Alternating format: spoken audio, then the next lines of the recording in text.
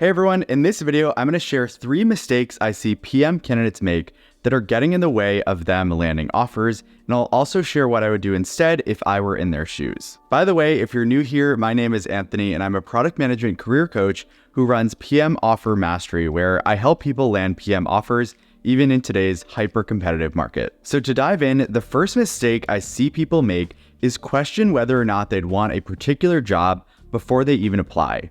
And in doing so, they're delaying actually getting their application in by several days. In today's market, it is very common for us to see a PM job posting open online and within 3 days have about 500 applicants apply, and then the company closes the posting because they're swamped with resumes to review.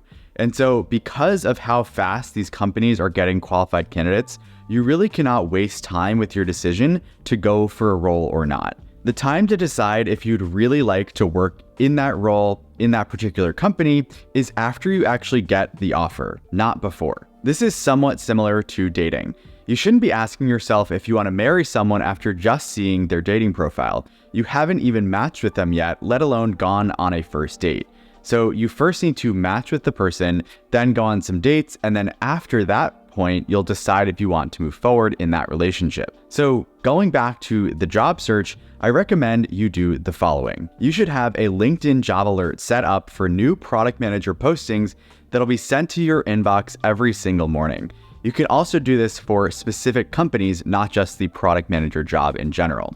And so when you see a role where you have a strong 4-vector fit and the job description and company seem even remotely interesting to you, you should make the decision to go for it. The faster you make that decision, the more time you'll have to customize and then execute your strategy for that particular job. By the way, if you aren't familiar with the 4-vector fit, definitely watch the free training video I have included in the description of this video, which goes into a lot more detail there. This brings me to the second mistake that I see product manager candidates making in today's market, and that is trying to network with employees of the company that you're targeting in the wrong way. Getting a referral is one of the most valuable, high-leverage things that you can do in today's market because it is one of the only ways to ensure that your resume actually gets reviewed by a recruiter. 85% of tech job offers are given to people who are referred internally. So it makes sense to try very hard to get a referral, and that really is a core part of the strategy that I teach my students in PM Offer Mastery.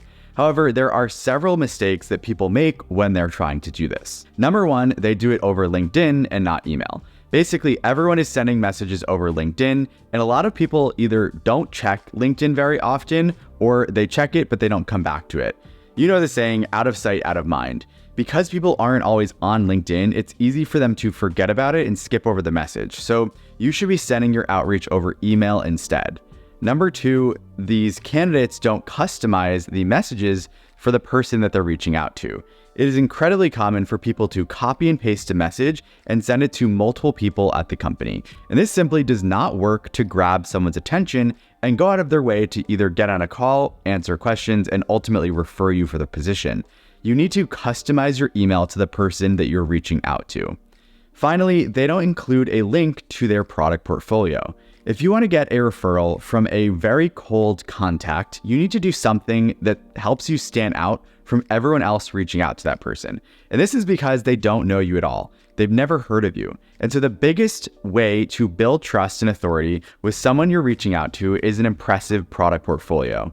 99% of candidates do not have one, and therefore don't do this. And so if you can do it, you'll be ahead of almost everyone else. In PM Offer Mastery, which includes courses, coaching, and resources, I teach members how to do all of this the right way to actually start getting referrals to these roles, which is almost required in today's market. Now, if your networking fails and you don't get a referral, cut your losses quickly and apply after a couple days.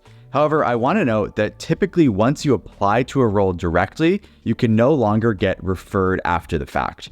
Companies have policies against this. So your order of operations should always be number one, network with people at the company. And then if you don't get a response, number two, apply directly. Okay, let's now move on to the third mistake that I see people make. And that is not customizing their resume for the job that they're applying to. Ultimately, the recruiters are trying to pass through candidates that they believe would be a very strong fit for the role. And this typically boils down to 2 things. Number one, the skills that they've acquired over the years. And number two, domain-specific experience. This is why the 4-vector fit is so important. So for skills, the recruiters want to see that you already have experience in the types of things the job description wants and outlines. For domain experience, recruiters are looking to see if you've worked in the same spaces as where the role will be. For example, if the job description is for a checkout product manager role, have you worked on checkout or payment products in the past? If so, you're going to be very relevant for that role. When you're applying for a role, you'll want to take a look at the language used in the job description and update the language used in your bullets to mimic what is in the job description. Only do this where it makes sense though. You definitely do not want to lie on your resume or fabricate your experience in any way because the company will eventually find out. Next, you'll want to reorder your bullets based on the job description. So typically the things that are most important to the hiring manager will be at the top of the list of responsibilities in the job description. So if you can match this ordering, it'll be even easier for the recruiter to tell that you are a good fit for that job. If you can avoid making these 3 mistakes during your job search, you'll definitely have a much easier time landing a PM offer in today's market. If you'd like to work with me during your search, definitely check out PM Offer Mastery below. We recently had 2 of our members land product offers at awesome companies. Inside, there's over 18 hours of course content to watch. We do weekly group coaching calls with a small number of really passionate candidates.